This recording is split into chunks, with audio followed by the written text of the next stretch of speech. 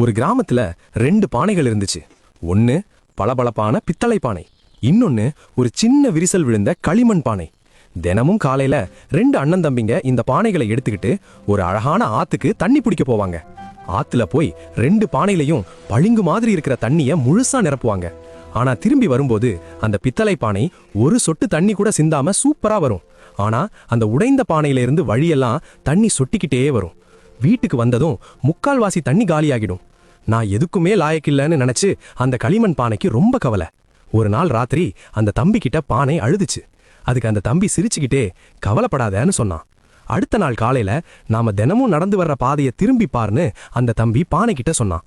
பார்த்தா ஆச்சரியம், பித்தளை பானை வந்த பக்கம் வெறும் மண்ணாதான் இருந்துச்சு.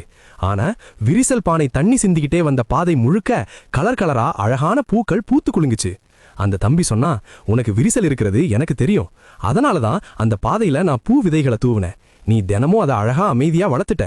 அப்போதான் அந்த பானைக்கு ஒரு முக்கியமான நீதி புரிஞ்சுது. நம்முடைய குறைகள் கூட சில சமயம் உலகிற்கு அழகை தரலாம். எப்படி, கதை சூப்பரா இருக்கா?